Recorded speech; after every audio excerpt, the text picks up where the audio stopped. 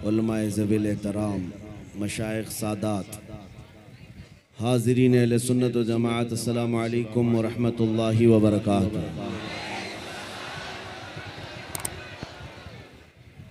अल्हम्दुलिल्लाह अल्हम्दुलिल्लाहिल हन्नानिल मन्नान अल्लज़ी खलक़ल इंसान व अल्लमहुल बयान वस्सलातु वस्सलामु अला रसूलिही सय्यिदिल इंसी वल जान व अला आलिही व अस्हाबिही ज़विल खैरि वल इहसान, अम्मा बअद। फ़अऊज़ु बिल्लाहि मिनश शैतानिर रजीम, बिस्मिल्लाहिर रहमानिर रहीम। अन्नबिय्यु औला बिल मुअमिनीन मिन अनफुसिहिम, सदक़ल्लाहु मौलाना अज़ीम। बारगाह रिसालत मुआब सल्लल्लाहु तआला अलैहि वसल्लम में एक बार दुरूद पाक का हदिया पेश करें। अल्लाहुम्मा सल्लि अला सय्यिदिना व मौलाना मुहम्मद मअदनिल जुदी वल करम व आलिहि व अस्हाबिहिल किराम व इब्निहिल करीम व बारिक व सल्लिम सलातन दाइमतन सरमदन अबदा। ये मेरी बड़ी सआदत और खुशनसीबी की बात है कि पटना में उतरने के बाद रबीउल अव्वल का चांद नजर आया है।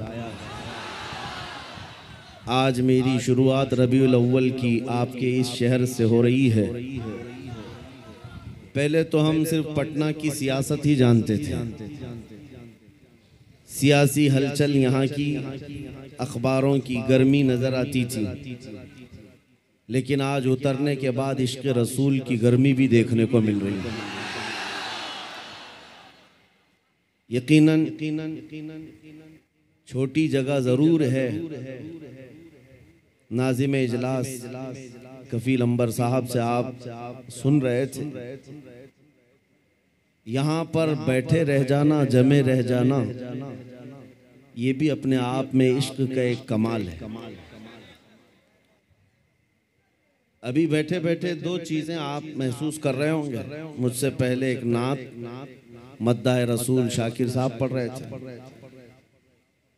और निजामत कफील अंबर साहब कर रहे थे। दोनों में एक कॉमन चीज दिख रही थी,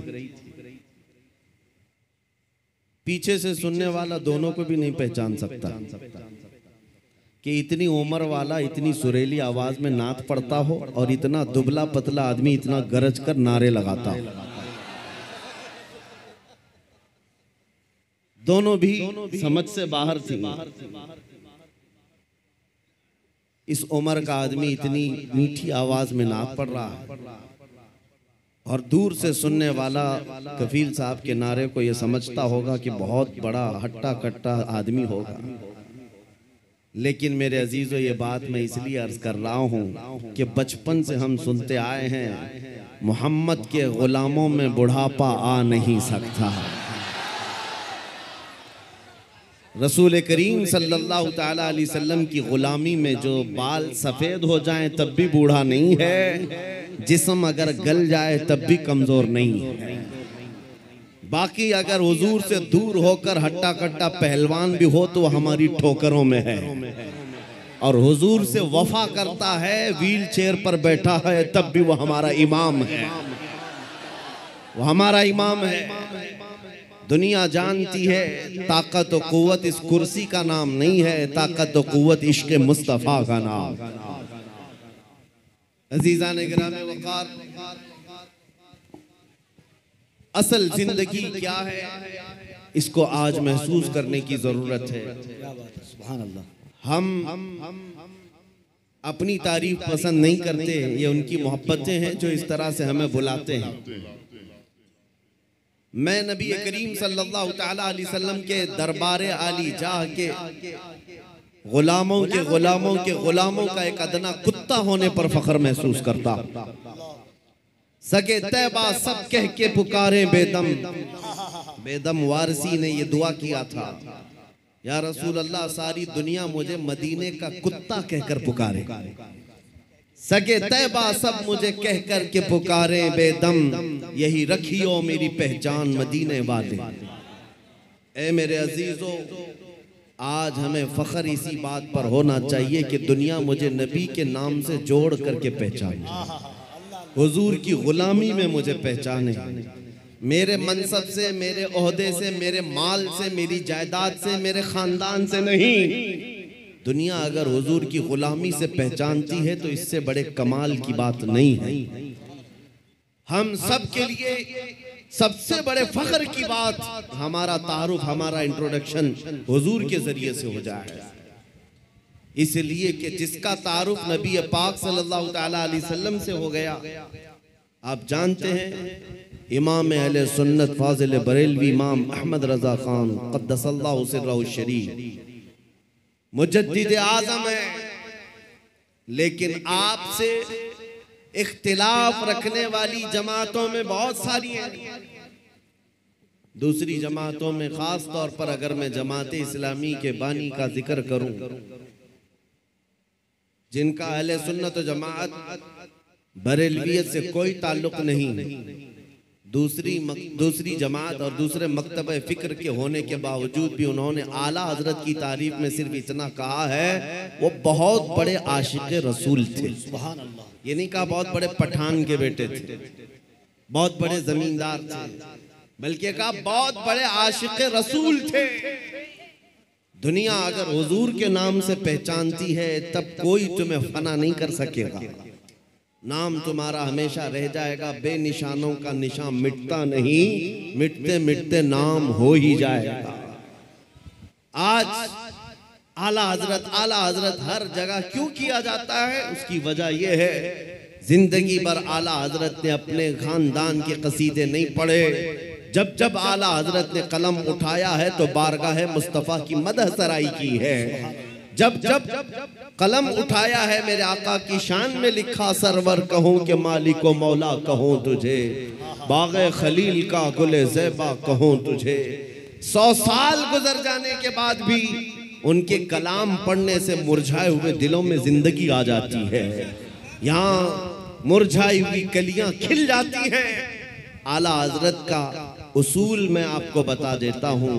आला हजरत जिस उसूल पर चल रहे थे वो उसूल ये था रसूल पाक के सिलसिले में कि उनकी बात करो हर दिल पे राज करो, उनकी बात करो हर दिल पे राज करो। ये बहुत अजीम फार्मूला मैं आपको बता रहा हूँ। हुजूर की बात करो, फिर देखना दुनिया तुम्हें कभी फरामोश नहीं करती और ना ही तुम्हारे मकाम और मनसब को कोई दूसरा धक्का लगा सकेगा। हुजूर की बात करो। आज हमारे दरमियान इख्तिलाफात ने जो जन्म लिया है उसकी एक असल वजह यह भी नजर आती है कि हम असल को छोड़कर फरा में लग गए। हम जगह जगह छोटी छोटी जमातें बनाकर, छोटे छोटे हलके बनाकर उसके प्रचार में लग गए, जबकि हमें चाहिए कि हमारी सारी एनर्जी बादशाह आजम की तारीफ में खर्च हो, हुजूर अकरम सल्लल्लाहु ताला अलैहि वसल्लम के लिए वक्फ हो जाओ। इसलिए कि आला हज़रत इमाम अहले सुन्नत को हमने देखा, पूरी जिंदगी देखो।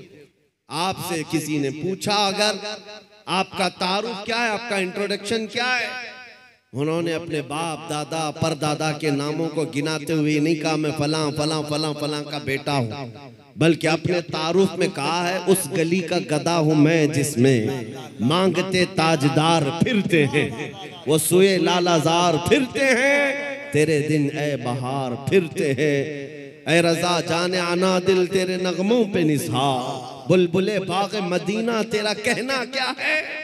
उन्होंने दुनिया को अगर तारुफ कराया है तो नबी के वास्ते से कराया है। आपको बताता हूं उनका मकाम ये था इश्क रसूल में फना होने का। मेरे मुर्शिद गिरामी हुजूर ताजुश शरिया रहमतुल्लाह तआला अलैह एक शेर की तशरीह करते हुए फरमाते हैं, आला हज़रत ने एक हम्द लिखी है, वही रब है जिसने तुझको हमतन करम बनाया, हमें भीख मांगने को तेरा आस्था बताया। इस हम्द के आखिर में आला हज़रत ने एक शेर लिखा है, अरे ऐ खुदा के बंदो कोई मेरे दिल को ढूंढो, अभी पास था यही तो अभी क्या हुआ खुदाया। दिल किसको कहते हैं मैं आपको बता रहा हूं। जिंदगी हम सब के पास है, हम किसके लिए जी रहे हैं, हम क्या करने के लिए जी रहे हैं, या आज हमें महसूस करना है।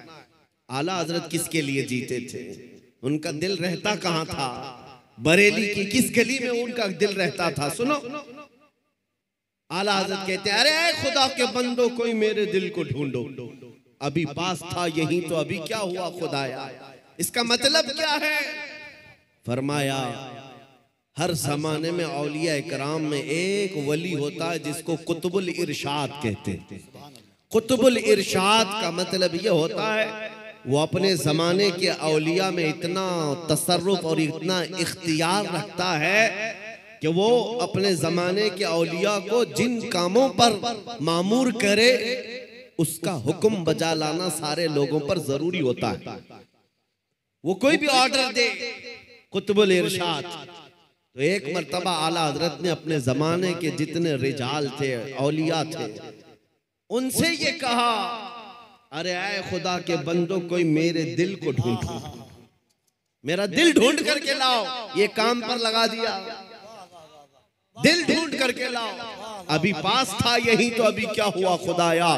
दिल सिर्फ उस गोश्त के लोथड़े को ही नहीं कहते जो हमारे सीनों में धड़कता है या खून का एक मुंजमद टुकड़ा है। दिल के और भी माने हैं। वो दिल कौन सा है जिसको ढूंढने के आला हजरत बात कर रहे थे। सारे औलिया को हुक्म हुआ, सब ढूंढने पर लग गए और ढूंढ करके वापस आए। फिर आकर के उन्होंने जो जवाब दिया इमाम अहले सुन्नत को, आला हजरत को, आला हजरत ने फिर उसको अपने शेर में बयान किया, हमें ऐ रज़ा तेरे दिल का पता चला बमुश्किल, हमें ऐ रज़ा तेरे दिल का पता चला बमुश्किल, दरे रोज़ा के मुकाबिल वो हमें नजर तो आया, ये न पूछ कैसे तकबीर, नारे रिसालत, इश्के मुस्तफा, इश्के आले मुस्तफा, तालीमाते आला हजरत, फैजाने आला हजरत। जिंदगी गुजारने के उसूल में बता रहा हूं। बरेली में रह करके दिल मदीने तैयबा में धड़कता हो। सारे औलिया ज़माना ने कहा, हमें ऐ रज़ा तेरे दिल का पता चला बमुश्किल, दरे रोज़ा के मुकाबिल वो हमें नजर तो आया, ये न पूछ कैसा पाया तुझे हमद है खुदाया। आला हजरत का दिल वहां लगा हुआ था, इसीलिए मैंने आला हजरत के कलाम को बहुत मर्तबा पढ़ा। जहां जहां से पढ़ा दिल को आला हजरत के जब भी हमने ढूंढने की बात की है, आला हजरत ने अपने दिल के बारे में यही कहा है, दिल है वो दिल जो तेरी याद से मामूर रहा, सर है वो सर जो तेरे नाम पे कुर्बान गया। आला हजरत के उसूल में दिल सिर्फ इस टुकड़े को नहीं कहते और सर इस टुकड़े को नहीं कहते। मेरे अजीजों, आला हजरत के इल्म में, उनकी तालीमात में दिल का मतलब और है, सर का मतलब और है। अगर नबी की मोहब्बत में भरा हुआ नहीं है तो सिर्फ वो गोश्त का लोथड़ा है, दिल नहीं कहा जा सकता। दिल कौन सा है? दिल सिर्फ वही है, दिल है वो दिल जो तेरी याद से मामूर रहा। और सर किसको कहते हैं? ये अगर दोनों कंधों के ऊपर एक कद्दू का टुकड़ा है, अगर हुजूर के नाम पर कुर्बान होने को तैयार नहीं है, हाँ अगर हुजूर के नाम पर मर मिटता है तो आला हजरत कहते हैं सर है वो सर जो तेरे नाम पे कुर्बान गया। आला हजरत के दिल को हमने उनके कलाम में ढूंढा है। वो कहते हैं कहाँ है? जानो दिल होशो खिरत सब तो मदीने पहुंचे, जानो दिल होशो खिरत सब तो मदीने पहुंचे। अरे तुम नहीं चलते रज़ा सारा तो सामान गया। उनका अपने पास कुछ नहीं था। बरेली में वो कहते हैं जान भी चली गई, दिल भी चला गया, होश भी गया, खिरत भी गया, सब मदीने पहुंचे। तुम नहीं चलते रज़ा सारा तो सामान गया। और फिर उनसे पूछा गया जान है क्या आपकी? जान किसको कहते हो आप? कहते हैं जान है इश्क़ मुस्तफा, रोज वज़ू करे खुदा, जिसको हो दर्द का मजा नाज़े दवा उठाए क्यों, फिर के गली गली तबाह ठोकरें सबकी खाए क्यों, दिल को जो अक्ल दे खुदा तेरी गली से जाए क्यों। मेरे अजीजों, आला हज़रत फरमाते हैं यूं तो सब उन्हीं का है, पर दिल की अगर पूछो, आला हज़रत फरमाते हैं यूं तो सब उन्हीं का है, पर दिल की अगर पूछो ये टूटे हुए दिल ही खास उनकी कमाई है। हुजूर का है ये सब, हुजूर का है, अपने दिल का है उन्हीं से आराम। कहते हैं अपने दिल का है उन्हीं से आराम, सौंपे हैं सब उन्हीं को सब काम, सौंपे हैं उन्हीं को सब काम। लो लगी है कि अब उस दर के गुलाम चाह रहे दर्द रजा करते हैं। आला हजरत ने अपना सब कुछ सौंप दिया बारगाह मुस्तफा। आज इस जलसे पाक में मैं आपके सामने उनका जिक्र सिर्फ इसलिए कर रहा हूं कि मशरिक से लेकर मगरिब तक, शुमाल से लेकर जुनूब तक कोई खित्ता बचा नहीं है जहां से बच्चा बुच्चा पुकार करके न कहता हो डाल दी कल्ब में अजमत मुस्तफा। सैयदी आला हजरत पे लाखों सलाम। क्यों 100 साल के बाद भी बच्चा बच्चा पुकार रहा है? वही आज मैं तुम्हें फार्मूला बताना चाहता हूं। उस आला हजरत के मिशन पर चलना, उस मसलक का मतलब, उस मसलक का नाम ही ये है, अपनी मर्जी से जीने का नाम जिंदगी नहीं है। हुजूर जैसा चाहे वैसे जीने का नाम जिंदगी है। आपको मैं बताता हूं, औलिया इकराम की जिंदगी में, तसव्वुफ में एक तालीम होती है। हजरत जुनैद बगदादी की तालीमात मैंने पढ़ा है। सिर्फ औलिया इकराम की जो इबादतें हैं, तस्बीह घुमाना, लंबे क़याम, लंबे सजदे, सिर्फ यही इबादत के तरीके नहीं हैं। एक इबादत का तरीका है जिसको औलिया इकराम कहते हैं मुराकबा। मुराकबा, मुराकबे का मतलब क्या होता है? सुनो, बहुत आसान है, आप सब कर सकते हो। अगर मैं आपसे कहूं आज 1000 बार सुभान अल्लाह पढ़ो, 1000 बार अल्हम्दुलिल्लाह, आप कहेंगे बहुत लंबा हो जाएगा। लंबा क़याम करना कुछ लोगों के लिए भारी, लंबा रुकू करना, लंबा सजदा करना इबादतें कुछ लोगों को लगती हूं। मुराकबा बहुत आसान लेकिन बहुत ही तेज असर। औलिया इकराम फरमाते हैं जिसका मुराकबा मुकम्मल हो गया वो अल्लाह का वली बन गया। मुराकबा होता क्या है? सुनो, मुराकबा होता क्या है? सिर्फ ये है कि आंख बंद करके थोड़ी देर खामोश बैठना, कुछ नहीं करना, कुछ पढ़ना नहीं है, कुछ पढ़ना नहीं है, खामोश बैठना है। कितनी देर? तुम्हारी मर्जी, 5 मिनट, 10 मिनट, आधा घंटा, 1 घंटा, किसी से बात ना करो, खामोश एक जगह बैठ जाओ। करना क्या है खामोश बैठ करके? सोचना क्या है? हाँ, ये असल है। सैयदना जुनैद बगदादी फरमाते हैं मुराकबा करने वाले को कुछ और नहीं सोचना है, बस आंख बंद करके इतना सोचना है कि अल्लाह ने मुझे क्यों पैदा किया, मैं यहां क्यों आया इस दुनिया में। बस इतना ही सोचना है, इतना ही सोचना है। बार बार सोचता रहे, बार बार सोचता रहे। ऐ नौजवानों, ये मुराकबा आज तुम्हारी बहुत सारी बीमारियों का इलाज है। सोचना कभी आंख बंद करके, क्या मैं इसलिए आया रात भर इंटरनेट पर गेम खेलने के लिए अल्लाह ने मुझे पैदा किया? क्या मैं दुनिया में लड़कियों से छेड़छाड़ करने के लिए पैदा किया गया हूं? क्या मैं दुनिया में दिन रात खेल कूद के लिए पैदा किया गया हूं? लोगों से गप्पे लगाने के लिए पैदा किया गया हूं? मैं लोगों से हंसी मजाक में अपना वक्त को बर्बाद करने के लिए पैदा किया? क्यों पैदा किया गया हूं? तुम्हारा दिल आखिर एक दिन जवाब देगा। अल्लाह की तरफ से तुम्हें ये मिलेगी बात, तुम क्यों पैदा किए गए, क्यों पैदा किए गए, तुम्हें पता चल जाएगा। ये मुराकबे में जिस दिन तुम्हें पता चल जाए क्यों पैदा किया गया, अगर हकीकत को पहुंच गए उसी दिन अल्लाह के वली बन गए। अब मैं आपको बताता हूं, जिन लोगों का मुराकबा मुकम्मल हुआ वो जिंदगी में अगर सोचते सोचते इस नुक्ते को पहुंच गए कि मैं क्यों पैदा हुआ, तो फिर आंख खोल करके वो पुकार कर कहते हैं हम दुनिया में क्यों पैदा हुए। नतीजा निकला, दहन में जुबान तुम्हारे लिए, बदन में है जान तुम्हारे लिए। या रसूल अल्लाह, हम आए यहाँ तुम्हारे लिए, उठे भी वहां, हम अपने लिए नहीं आए, आका आपके लिए आए।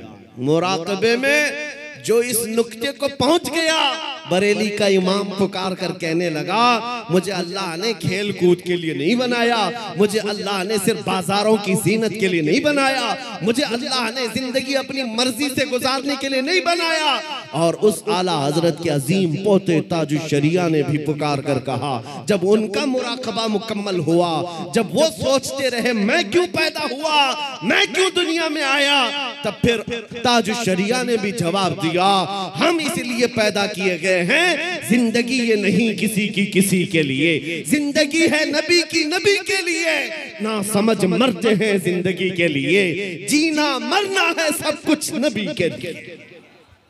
नारे तकबीर, नारे रिसालत, जश्न ईद मिलादुन नबी, आमदे माहे रबीउन नूर।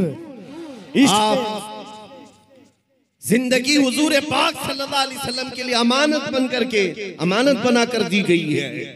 तुम क्या समझते हो ए नौजवानों, आपको ये लगता है जवानी की आज ताकत और कुव्वत है, मुझे अपने मर्जी से फैशन करने दो, अपने मर्जी से मॉडर्न जिंदगी गुजारने दो, और दुनिया के पीछे तुम चल पड़े, उस दुनिया के पीछे जो हर दिन अपना शोहर बदलती है।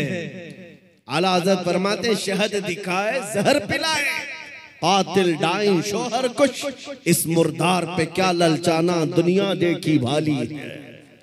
तुम्हें मालूम है यहाँ कितने हीरो आए उसके बाद जीरो हो गए। यहाँ जवानी में अपने मेकअप से चमकने वाले बुढ़ापे में ढीले पड़ गए। यहाँ लोग रोजाना बदलते रहे, किसी भी फील्ड में देख लो।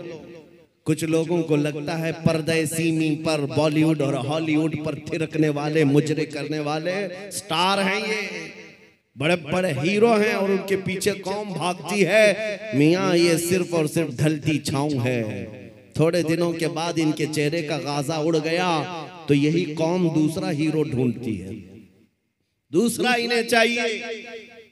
और नेता नगरी में भी देखा गया 40-40 साल बेचारे पार्टियों की खिदमत में लगे रहे, बुढ़ापे में फिर आने के बाद पार्टी ने कोने में बिठा दिया। अब तुम्हारा काम खत्म हो गया, तुम्हारा काम खत्म हो गया, अब नौजवान दूसरे आएंगे। लेकिन मेरे अजीजों, एक मकतबा मैंने ऐसा देखा, एक मदरसा ऐसा देखा, यह हुजूर के गुलामों का है। यहाँ जितना बूढ़ा होता है उतनी इज्जत बढ़ती जाती है, जितना बूढ़ा हो जाए उतनी इज्जत बढ़ती चली जाती है। मेरे अजीजों, 85 साल 90 साल के उलमा भी आज मौजूद हैं, कौम उनको देखती रह जाती है। तुम 25 साल के 1 लाख नौजवान लाकर खड़ा कर देना और फिर एक तरफ सिर्फ ताजुश शरिया का चेहरा दिखा देना, लाखों की तरफ निगाहें नहीं जाएंगी, उस एक चमकते हुए चेहरे की तरफ लोग देखेंगे। नारे तकबीर, जरा दोनों हाथों को उठाकर बस्ती बस्ती करिया करिया, बस्ती बस्ती करिया करिया, इल्म का सूरज फैज का दरिया। अजीजा ने गिरामे वक़ार, मैं ये बातें इसलिए अर्ज कर रहा हूं कि इन बुजुर्गों ने जो खूबसूरती हासिल की है वो पाउडर लाली के मेकअप से नहीं, मेरे मुस्तफा के कदमों से हासिल की है, नबी पाक की वाबस्तगी से मिली है। लोगों को आज ये लगता होगा, मैं आपको बताऊं, तहदीस नेमत के लिए कह रहा हूं, मैं अपनी बड़ाई अपनी फजीलत की बात नहीं कर रहा हूं। किसी को अगर ये लगता हो सोशल मीडिया की वजह से इनको बहुत ज्यादा लोग चाहने लग गए, सोशल मीडिया यूट्यूब इंस्टाग्राम सब इन्होंने फैला रखा है, इसलिए भीड़ जमा हो गई, हजारों लोग सोशल मीडिया पर हरकतें कर रहे हैं, बहुत वहां मैदान में मौजूद हैं। मगर मेरे अजीजों, ये मेरे फन का कमाल नहीं है। आज जहां जाएं परवानों का हुजूम जो मेरे सामने नजर आता है, बात सिर्फ इतनी है, जब तक के मदीने से इशारे नहीं होते, रोशन मेरी किस्मत के सितारे नहीं होते, ये नाज़ी अंदाज हमारे नहीं होते, झोली में अगर टुकड़े तुम्हारे नहीं होते, जब तक बिके न थे तो कोई पूछता न था, या रसूल अल्लाह तुमने खरीद कर हमें अनमोल कर दिया। नारे तकबीर, नारे रिसालत, नाजदारे खत्मे नबूवत, नामूसे मुस्तफा, अजमते मुस्तफा, शौकते मुस्तफा। मेरा यकीन है सारा सोशल मीडिया फना हो जाए, मैं किसी पहाड़ के अंदर बैठकर मेरे नबी की बात करूं, मेरा खुदा कादिर है, वो लाखों के दिलों में हमारी बात को पहुंचाएगा। ये कमाल मैं इसका नहीं समझता सोशल मीडिया के जरिए से, इंटरनेट का दौर हो। नहीं मेरे अजीजों, हुजूर की अजमत बयान करो, चाहे तुम तन्हा हो, मौला पूरी कायनात में तुम्हारे चर्चे फैला देता है। ये रब्बे जुल जलाल की शान है। इब्राहीम अलैहिस्सलाम जब मक्का मुकर्रमा से आवाज दे रहे थे तो पूरी कायनात में आपकी आवाज को अल्लाह ने पहुंचाया। रब कादिर है, जिसकी आवाज को चाहे वो पहुंचाए, लेकिन तुम्हारी लिए जिम्मेदारी आज ये है, तुम इनके उनकी जय विजय करना छोड़ दो, इधर उधर के पट्टे डालना छोड़ दो। तुम्हें दुनिया चाहे जितने भी लिबास बदल लो, दुनिया तो हुजूर के नाम से ही पहचानती, ये बात तय है। तुम जहां जाओगे हुजूर के नाम से तुम्हें पहचानती है। जिस दिन तुमने नाम कहा, तुमको ये नहीं कहेंगे बिहार का है, पटना का है, फला का है। दुनिया तुम्हें अगरचे गांव के नाम से जान जाएगी, लेकिन तुम्हारी निस्बत वो सीधे मदीने के ताजदार से जोड़ कर देखती, ये पक्की बात है। और आपको क्या इस बात पर कोई आपत्ति है कि दुनिया हुजूर की गुलामी से आपको पहचाने तो आपको ऐब लगता है? फखर होगा कि नहीं होगा? अगर हुजूर की गुलामी से दुनिया तुम्हें पहचानने पर फखर होगा तो मेरी बात सिर्फ इतनी सुन लो, पूरे के पूरे ही गुलाम क्यों ना हो जाए। जब गुलाम होना ही है तो पूरे क्यों ना हो जाए।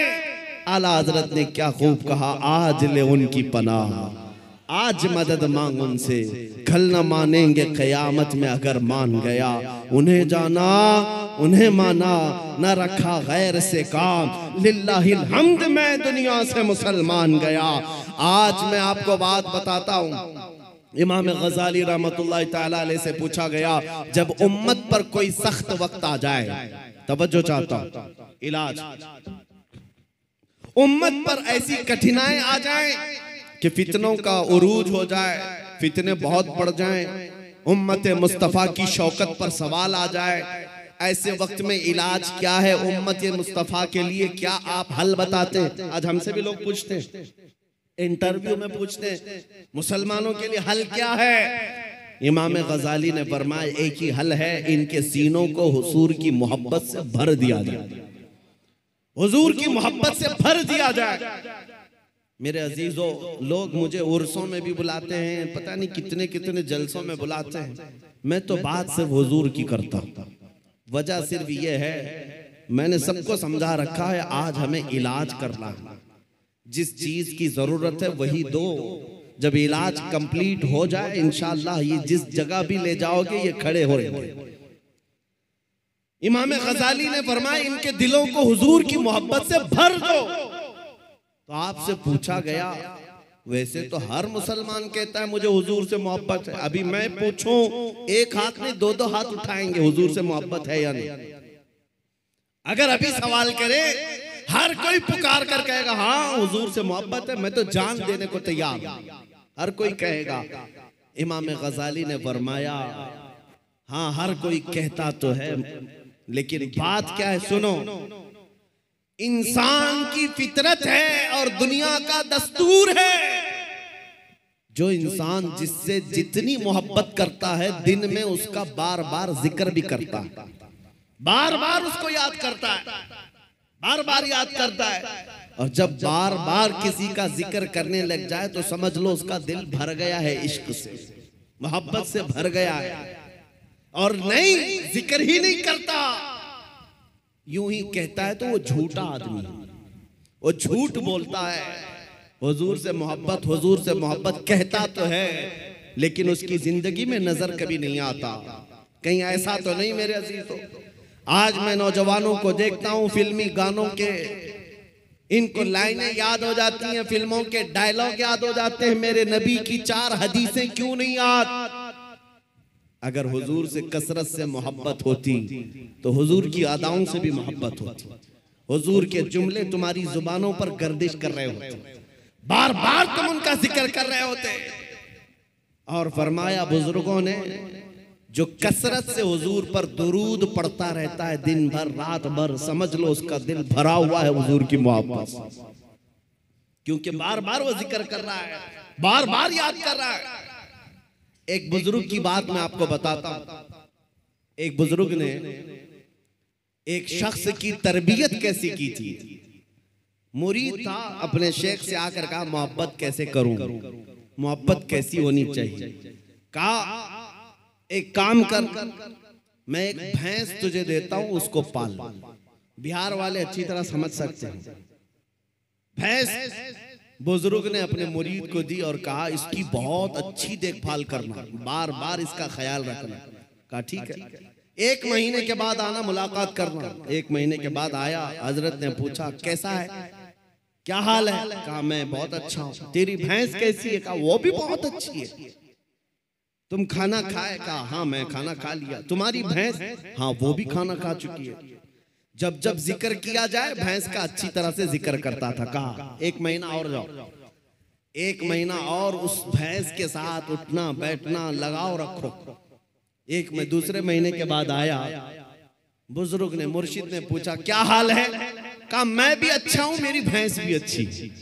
सवाल खाली सिर्फ उसका किया था, लेकिन साथ में भैंस का भी कर रहा है। कहा तू खाना खाया। कहा मैं भी खाना खा चुका, मेरी भैंस भी खा चुकी। कहा तू नहा लिया। कहा मैं भी नहाया हूं, मेरी भैंस भी नहाई। जो बात करे अपने साथ अपनी भैंस का भी जिक्र। बुजुर्ग ने कहा 1 महीने और अपनी भैंस से करीब रहे, उसके बाद फिर तीसरे महीने मुलाकात करेंगे। 3 महीने गुजर गए। 3 महीने के बाद जब वो आया तो बुजुर्ग मुर्शिद ने पूछा क्या हाल है। कहा मेरी भैंस बहुत अच्छी है। अब जुमला बदल गया। अभी खैरियत इसकी पूछी जा रही है, जवाब ही अपनी भैंस का दे रहा है। पूछा बुजुर्ग ने खाना खा चुका। कहा मेरी भैंस तो खा चुकी। तू नहाया। कहा मेरी भैंस तो नहा चुकी। मेरे अजीजों ये मिसाल बिला तशबीह बिला तमसील। उस बुजुर्ग ने कहा मोहब्बत ऐसी होनी चाहिए जब इंसान को पूछा जाए तो अपने आप को भूल जाए, अपने महबूब का जिक्र करने लग जाए। जब वो कमाल को पहुंचता है सिर्फ उसकी आंखों में अपने महबूब के जलवे हों। और बरेली के इमाम को हमने पढ़ा है, कोई आया बंदा गुलाब का फूल तोहफे में पेश करने के लिए, ला करके दिया, कहा इसको कबूल कर लीजिए। दुनिया में लोग गुलाब तोहफे में एक दूसरे को देते लेते हैं। इमाम फाजिल बरेलवी उस गुलाब को कबूल तो करते हैं, देखते हैं, उसके बाद मुस्कुरा कर कहते हैं ये दुनिया का गुलाब है, सुबह खिलता है शाम में मुरझा जाता है। मैं उस गुलाब से मोहब्बत करता हूं जो कभी मुरझाता नहीं है, जो जब से खिला है कभी मुरझाता नहीं। और उसके बाद कहना शुरू कर दिया सरताब कदम है तने सुल्तान ज़मन फूल, लब फूल दहन फूल ज़कन फूल बदन फूल। वल्लाह जो मिल जाए मेरे गुल का पसीना, मांगे न कभी इत्र न फिर चाहे दुल्हन फूल। क्या बात रज़ा उस चमनिस्तान करम की, ज़हरा है कली जिसमें हुसैन और हसन फूल। आला हजरत ने एक फूल को देखा,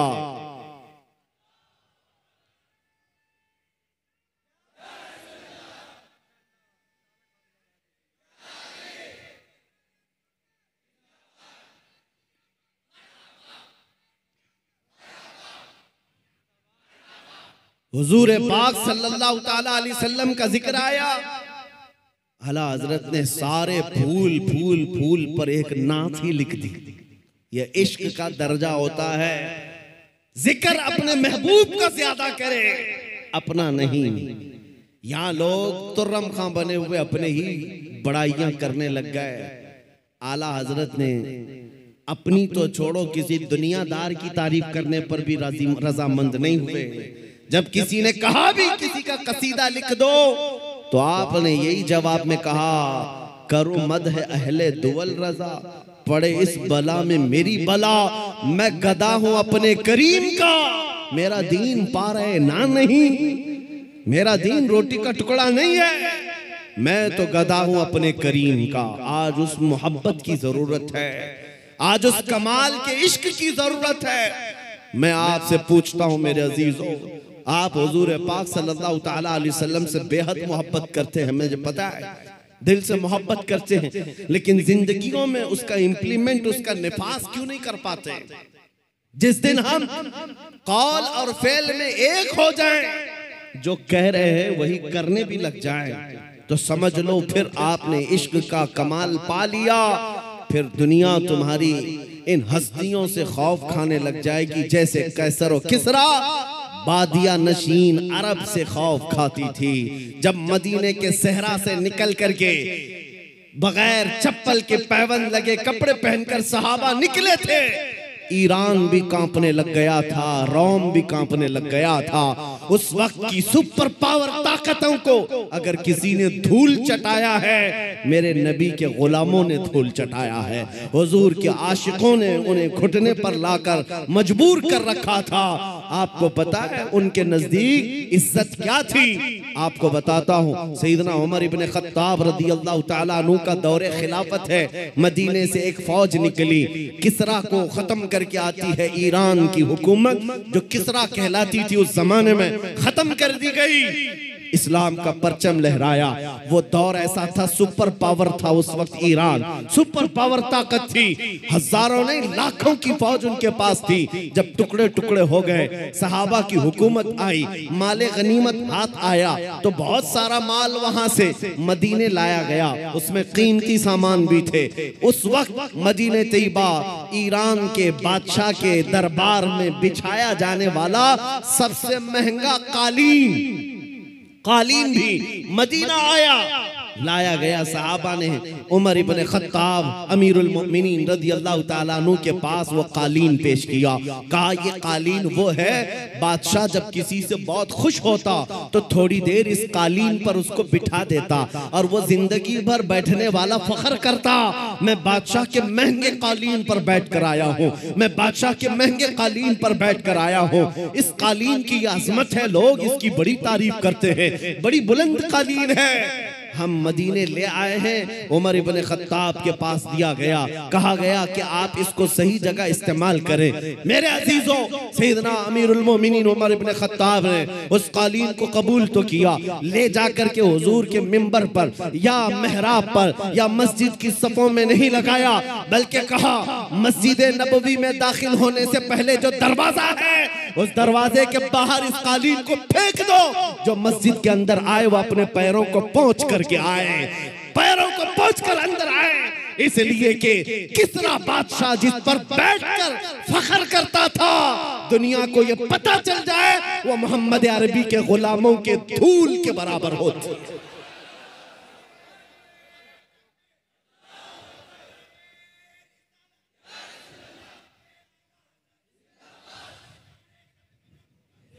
उन्होंने इज्जत तख्त तो ताज में नहीं ढूंढी, मेरे नबी पाक की निस्बत में इज्जत ढूंढी।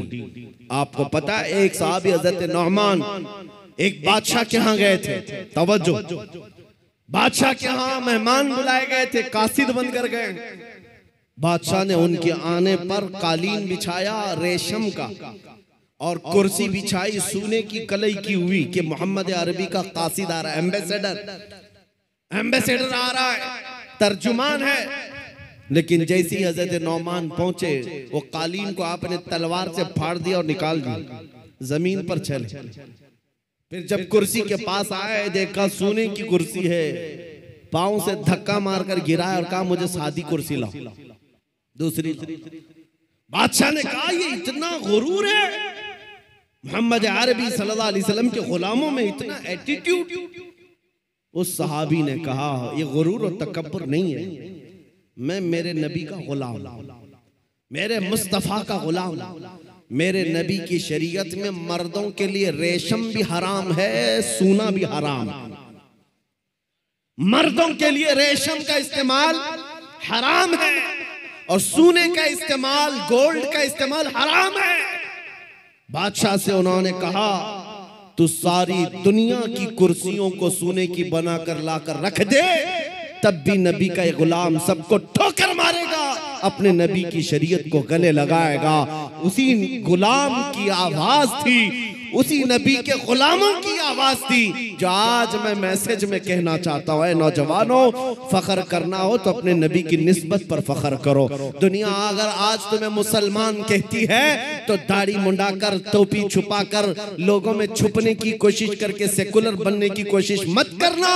दुनिया पहचानती है तो और पहचान बढ़ाओ। किसी ने मुझसे पूछा था क्या इस जमाने में दाढ़ी रखना अब भी वाजिब है? मैंने कहा अब के जमाने में तो और भी बड़ा वाजिब है, इसलिए कि जिनको तलवार और चाकू नहीं चुभती उनको हमारी दाढ़ी चुभती है।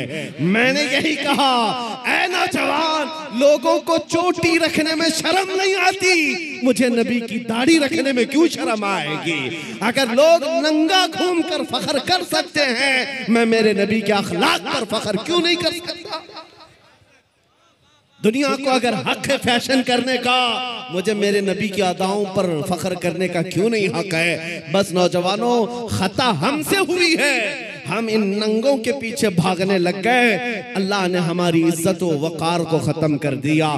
नौजवानों, दुनिया अगर तुमसे पूछती है तुम्हारे पुरखों का नाम बताओ, तुम्हारे बड़ों का नाम बताओ, हमारे बड़े तो बादशाह थे, हमारे बड़े तो फलां थे, तुम अपने पुरखों में अपने बाप दादाओं का नहीं, बल्कि यूं कहो मेरे पुरखों में जो नाम आता है वो खालिद बिन वलीद का है, मेरे पुरखों में जो नाम आता है वो सलाहुद्दीन अय्यूबी का है, वो शहाबुद्दीन गौरी का है, इसलिए कि ये वो नाम है जो अज़मत मुस्तफा के परचम लहराते थे, नबी की गुलामी में इज्जत ढूंढते थे। एक वक्त था जब यहूदी और ईसाई माएं रात को अपने बच्चों को ठपक कर सुलाती थी, ये कहते हुए बच्चे सो जा वरना सलाहुद्दीन आ जाएगा।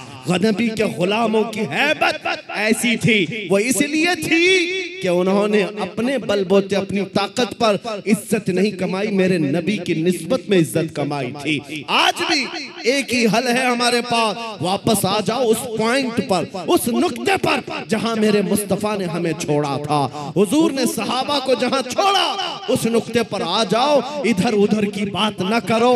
हमारी बीमारियां, हमारी खराबियां, हमारे खुराफात, हमारी बेहयाइयां, हमारी पस्ती, हमारा बैकवर्ड होना, सबका एक ही हल है, एक ही इलाज है कि मोहम्मद से वफा तूने तो हम तेरे हैं, ये जहां चीज है क्या लौह कलम तेरे हैं।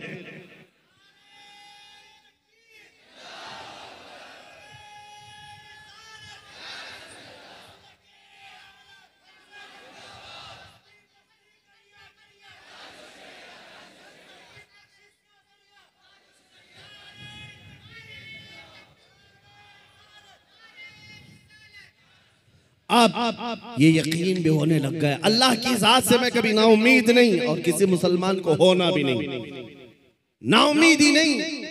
अब यकीन होने लग गया है हिंदुस्तान का सुन्नी मुसलमान जाग रहा है, बेदार हो रहा है। और इसी को कहा है इकबाल ने, निकल करके सहरा से जिसने उलट दिया था तख्ते रोमा को, सुना है कुदसियों से मैंने कि वो शेर फिर होशियार होगा। दुनिया आज खौफजदा इसी बात से है कि तुम उठ रहे हो, तुम बेदार हो जाना पूरे तौर पर, डरो मत। तुम्हारा नाम किसी मुजरिम कौम से जुड़ा हुआ नहीं है। भौंकने दो कुत्तों को, जितनी मर्तबा कहें आतंकवादी, जितनी मर्तबा कहें दहशतगर्द, जितनी मर्तबा टेररिस्ट, जो बोलना है बोलो। हम तुम्हारे बाप की जमीन पर नहीं जीते और ना ही तुम्हारी सर्टिफिकेट की जरूरत है। हम अल्लाह के बंदे हैं, रसूल के उम्मती हैं। नारे तकबीर, नारे रिसालत, नारे रिसालत, लब्बैक या रसूल अल्लाह, लब्बैक या रसूल अल्लाह। और आपको खौफजदा होने की जरूरत नहीं। जितने पाखंडी गुफे में बैठ करके प्लान बनाकर सोशल मीडिया में छोटे छोटे वीडियो वायरल करते हैं और दहशत फैलाते हैं, कभी किसी मुसलमान की मॉब लिंचिंग करके, कभी किसी के कत्ल की वीडियो वायरल करके, और कभी किसी गुफे में बैठ करके ये कहना इस्लाम का विनाश कर देंगे, इस्लाम को खत्म कर देंगे। मैं चैलेंज करता हूं, तुम अकेले नहीं, तुम्हारे जितने नाजायज बाप है सबको शामिल कर लो, जितनी नाजायज औलाद है सबको मैदान में ले आ जाओ, जितने कीड़े मकोड़े हैं सब आ जाएं, इस्लाम को चंगेज ने कुछ नहीं कर सका, हलाकू से कुछ नहीं हो सका। जिन्होंने हमारी खोपड़ियों से मीनार बना दिया था, जिन्होंने मुसलमानों के खून से दरियाए दजला को लाल कर दिया था, उस दौर में इस्लाम खत्म नहीं हो सका। तुम्हारी 5 साल की नशेड़ी हुकूमत से क्या खत्म हो सकता है? इस्लाम तेरी नफ्स तक। दोनों हाथों को उठाकर नारे तकबीर, नारे रिसालत, मजहबे इस्लाम से, अज़मते इस्लाम से, शौकते इस्लाम से, रिफाते इस्लाम से, पैगंबरे इस्लाम से, नामूसे इस्लाम से। ये जवानी बरकरार है। उनको बुला करके कभी नेताओं को भी दिखा दे। वो दिन के 12 बजे वोटों का मजमा जमा करके फख्र करते हैं पब्लिक हमारे साथ। उनको ऐसा ही लगता है। और शराब के धुत में जमा होने वाला मजमा और है, इश्क मुस्तफ़ा में आने वाला मजमा और है। 500-100 रुपये लेकर के दिन के उजाले में आना और है। तुम्हारा मजमा दिन के 12 में होता होगा, हमारा मजमा रात के 12 के बाद गर्म होता है। या आओ देखो, ये रात नहीं लगती इन दीवानों के यहाँ, ना रात है, बल्कि मैं तो कहता हूं हम सुन्नियों के यहाँ कोई संडे भी नहीं आता है। जो रात मेरे नबी के नाम है वो रात हमारी ईद की रात है, वो रात हमारी ईद की रात है। जब तक ये फख्र बाकी रहेगा, मेरा यकीन है, अगर इनको लगता है हम बहुत गरज करके बोल रहे हैं, अपने मजमे में बोल रहे हैं, कल को अगर इन्हें चाहिए तो हथकड़ियां लगा लें, फांसी के फंदे पर चढ़ा लें, और मुझ जैसे एक आदमी के मर जाने या कत्ल हो जाने का नाम इस्लाम का खत्म होना नहीं है, बल्कि मैं चीखते हुए जाऊंगा जिस दिन तुम मुझे फांसी पर चढ़ाओगे। इस्लाम जिंदा होता है हर करबला के बाद।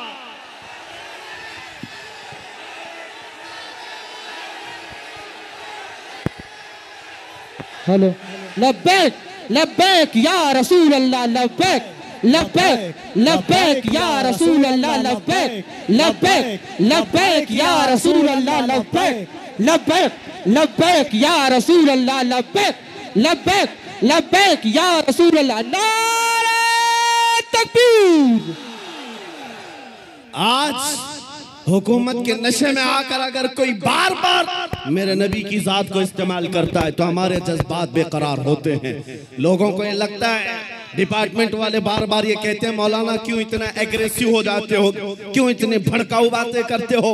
मैंने बार बार ये कहा है, ऐलान कहा है, जब जब गाली देने का शौक है मेरा नाम लेकर गाली दो, मेरी माँ के नाम पर, मेरे बाप के नाम पर, मेरे खानदान के नाम पर, जितना कोसना है कोस लो, लेकिन याद रखना, अगर हुजूर की तरफ उंगली उठाओगे, अगर नबी की असमत की तरफ बोलोगे, हमारे खून का आखिरी कतरा भी जिस्म में बाकी है, तुम्हारी गर्दनों पर चढ़ करके बोलेंगे, तुम्हारे सीने पर चढ़ कर बोलेंगे। और तुम ये समझते हो तख्त और ताज तुम्हारे पास है, आज फौज और ताकत तुम्हारे पास है। तुम्हारे नाजायज बाप आज से 200 साल पहले अंग्रेजों की शक्ल भी यहाँ मौजूद थी। उन्होंने एक आलिम रब्बानी किफायत अली काफी को फांसी पर चढ़ाया था, एक नहीं 30,000 उलमा को फांसी पर चढ़ाया था। तुम्हारे नाजायज बाप भी ये समझते थे हिंदुस्तान से इस्लाम खत्म हो जाएगा। अरे उनका चूरा भी यहाँ बाकी नहीं रहा, सब खत्म होकर चले गए। तुम भी अपने अंजाम का इंतजार करो, कुछ देर की खामोशी है, फिर शोर आएगा। आज कुत्तों का वक्त है, कल हमारा दौर आएगा। लब्बैक या रसूल अल्लाह, लब्बैक लब्बैक लब्बैक या रसूल अल्लाह, लब्बैक लब्बैक लब्बैक या रसूल अल्लाह, लब्बैक लब्बैक लब्बैक या रसूल अल्लाह, लब्बैक लब्बैक लब्बैक या रसूल अल्लाह, लब्बैक लब्बैक लब्बैक या रसूल अल्लाह। नारे रिसालत। लोग अगर ये पूछते हैं आपकी जज्बाती तकरीरों से होता क्या है, मैं सिर्फ इतना ही कहता हूं, क्या होता है पता नहीं, लेकिन मेरा यकीन ये कहता है मैं जज्बात में लाऊंगा, कोई बच्चा बुज़दिली से नहीं मरेगा इंशाअल्लाह, कोई नौजवान तुम्हारी जूतियां चाट करके नहीं मरेगा, तुम्हारे हाथों में फंस भी जाएगा, नबी नबी कहकर दुनिया से जाएगा।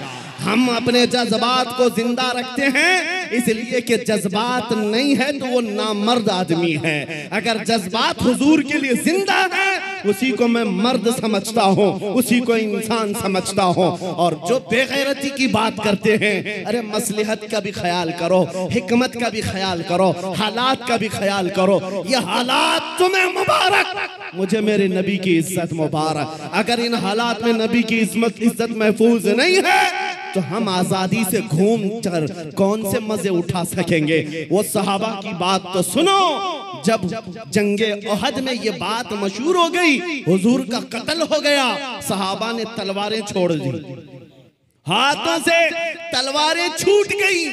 इस वजह से कितने काफिरों ने सहाबा का कत्ल कर दिया, कत्ल हो गए 70 सहाबा। क्यों?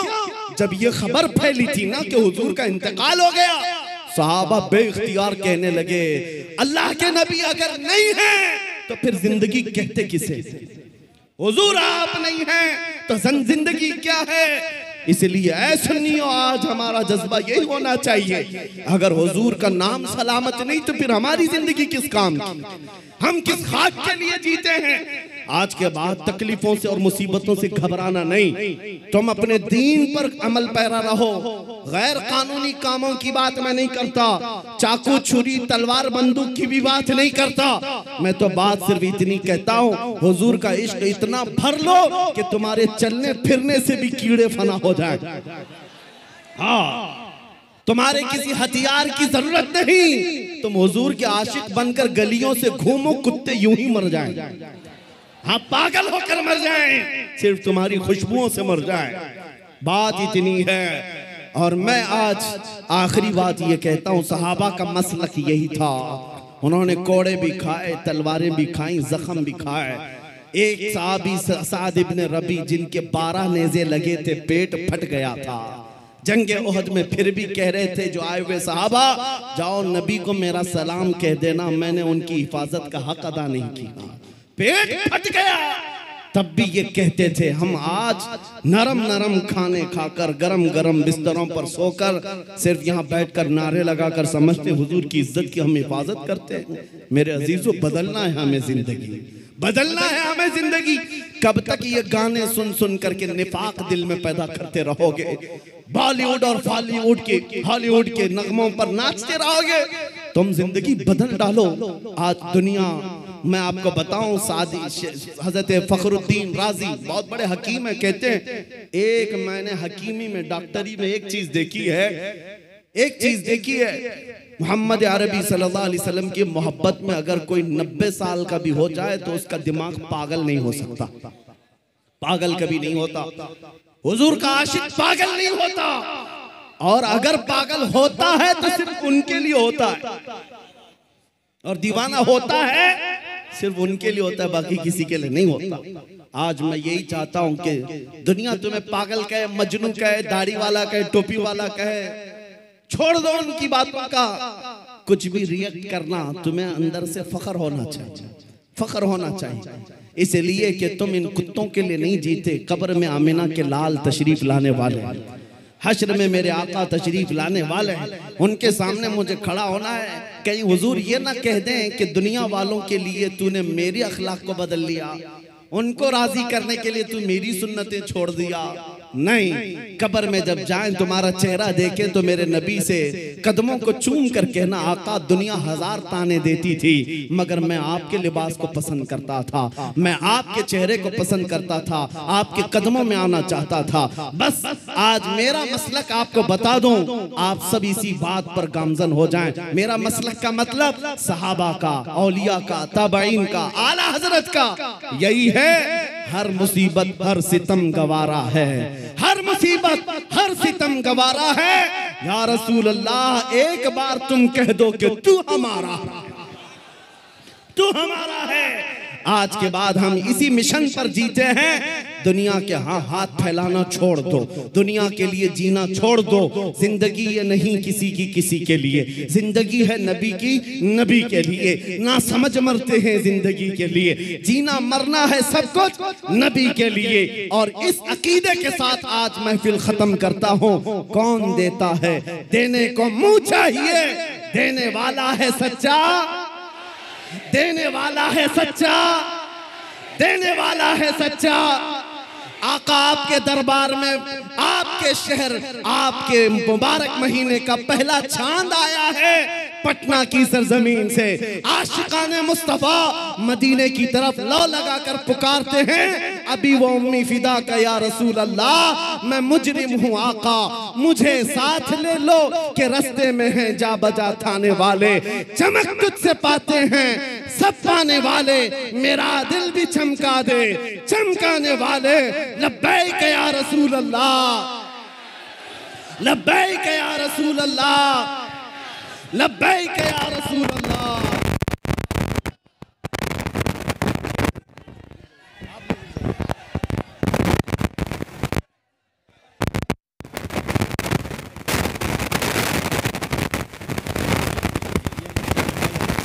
सिर्फ दीदार कर लीजिए।